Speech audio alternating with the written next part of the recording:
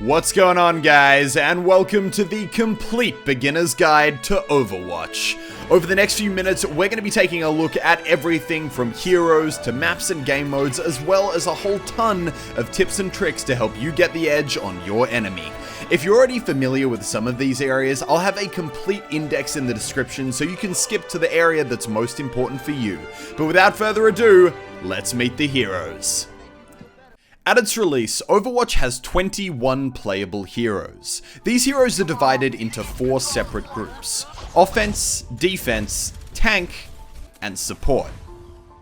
Offense heroes are mobile and deal high amounts of damage, but they have relatively small health pools.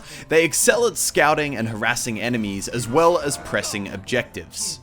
Defensive heroes specialize in locking down specific areas and protecting key objectives. They generally are capable of dealing high amounts of damage and form the backline of their team. Tanks have the largest health pools of all the heroes and are often also equipped with abilities which allow them to protect their allies from incoming damage. However, their larger player models make them an easy target for the enemy. Finally, support heroes assist and buff their team through a variety of abilities. They are, however, poorly matched in 1v1 fights and need to be protected by their team. While these roles give you a general idea for the characteristics of each hero, they are by no means absolute, and each hero is capable of fulfilling a variety of different playstyles. You can also change between heroes throughout the match, and finding the correct team composition is absolutely critical. We'll talk more about how to do this later in the video. Each hero in Overwatch is extremely unique, and they're all equipped with their own set of weapons and abilities. Most heroes in Overwatch have 1 basic attack, 2 standard abilities, and 1 ultimate ability, although there are exceptions. Each hero also has a melee attack which deals 35 damage. Most standard abilities also have a cooldown which must be reset before they can be used again. Ultimate abilities, however, must be charged before they can be used. Ultimate charge is gained slowly over time and also by dealing damage or healing allies. Your ultimate charge is also not lost on death. I won't be going into detail on every hero ability in this video, but I will be releasing individual hero guides on this channel over the coming weeks, so make sure you're subscribed if you want to check those out.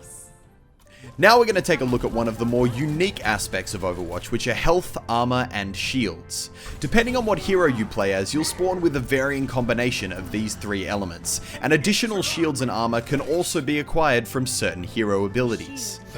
In combat, these 3 elements function in layers, with shields being removed first, then armor before damage is finally dealt directly to your health pool. Once your health reaches 0, your hero dies.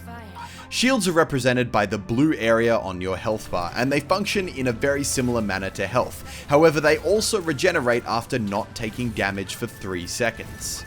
Shields can also be replenished through healing from allied heroes or from health packs. Once your shields are depleted, damage is then dealt to your armor. Armor is designated by the yellow area on your health bar and takes damage at a reduced rate.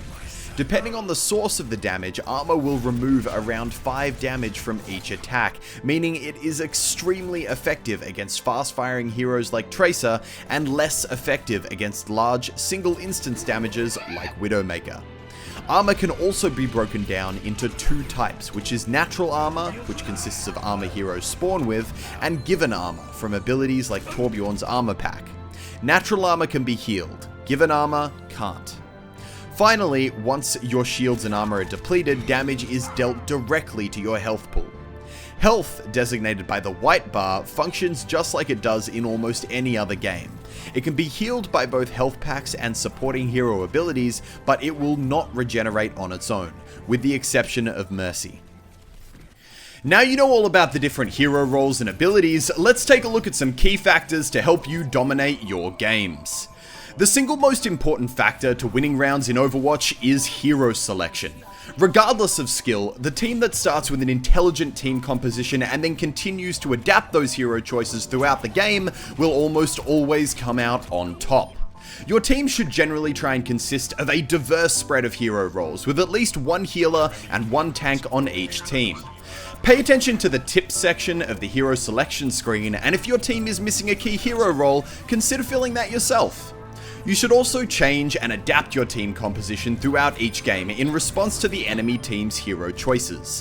While it does take some time to learn, each hero both counters and can in turn be countered by other heroes, just like a game of scissors, paper, rock. Let's take a look at Genji, Bastion, and Winston as an example. Genji is a powerful counter to Bastion, as his high mobility allows him to flank behind and attack Bastion's vulnerable core, while he can also reflect Bastion's high damage cannon back at him for an easy kill. Meanwhile, Winston is a great counter to enemy Genjis. His lightning cannon can't be deflected, and his leap ability lets him chase Genji down before he can escape. And finally, Winston's large hitbox makes him an easy target for Bastions, who can eliminate the high HP hero in a matter of seconds. This is just one example of the many scissors paper rock relationships which exist between heroes in Overwatch. Learning these counters and changing heroes to counter the enemy team's composition will give you an incredible edge to win your games. Two other important gameplay elements which are key to winning your fights in Overwatch are headshots and health packs. Like many shooters, Overwatch has a headshot function, and scoring a headshot in Overwatch will deal double damage, and will also trigger a unique headshot hit sound. Almost all weapons in Overwatch are capable of scoring headshots, from Widowmaker's sniper to Tracer's pulse pistols, with some obvious exceptions like Pharah's rockets. While dealing bonus damage through headshots will help you win your fights, it's also equally important to try and stay topped up on health at all times. When there are no supports around, health packs are the best way to stay topped up on health throughout the game.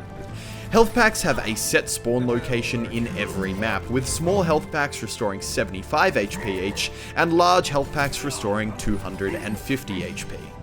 These packs will respawn a short time after being used, and knowing the location of these packs is extremely important, especially when playing flanking heroes. Overwatch has 4 core game modes: Escort, Assault, Hybrid, and Control maps. In Escort, the attacking team attempts to push a payload to the final capture point, while the defensive team attempts to hold them back until time expires. The payload will move whenever allied heroes are around it, and its speed will increase for every additional hero within its range, up to a maximum of 3. In Assault, the attacking team sets out to capture several objective points in a certain order. Points are captured by standing next to the objective area. Meanwhile, the defenders must try to keep the attacking team off the objective and stop points from being captured until time runs out. Some maps combine both Escort and Assault to create a hybrid map, in which the attacking team must first capture an objective point, after which the payload is released and they must push it through to the final capture point. And finally, Control maps have 3 stages, in which teams fight to control a single stationary point for a set amount of time. These maps are played as a best of 3 or as a best of 5 in competitive mode. Both point capture and payload and hybrid maps have a setup time at the start of each round, during which the attackers cannot leave spawn and defenders can prepare for the enemy attack. Now we've talked about the various heroes, modes, and how they all function, we're going to finish off this introductory guide with some general tips which should give you a real edge on your opponents. First up, let's talk ultimate saving. One of the most common mistakes made by both beginners and experienced players alike is to save your ultimate, waiting for that perfect scenario where you can wipe the entire enemy team. While ultimates are extremely important and certainly shouldn't be wasted, they can also be charged relatively quickly. Don't hesitate to use your ultimate ability even if the scenario isn't perfect. Most classes are able to charge their ultimates in less than a minute, and frequent regular use will have a much more disruptive impact on the enemy team than getting a single and great team wipe once throughout the game. Another key factor in winning your fights is focusing supports. Support heroes in Overwatch have incredibly powerful team buffs and ultimates. Most of them are, however, extremely easy to kill when isolated. In the heat of battle, it is almost always a good idea to focus supporting heroes first before turning your attention to their allies, as eliminating those key buffs and ultimates from the fight will often mean the difference between domination or getting dominated. We've already talked a lot about hero selection and team composition throughout this video, but I really want to reinforce just how important it is to change heroes throughout the game if your current character simply isn't working. Sometimes that will mean losing some already built up ultimate charge, but having a more appropriate team composition should always be your number one concern.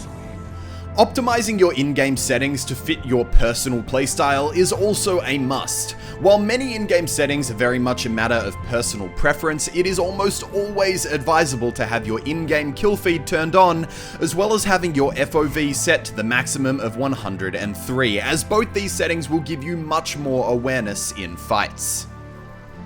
And finally, always remember that Overwatch is a team game.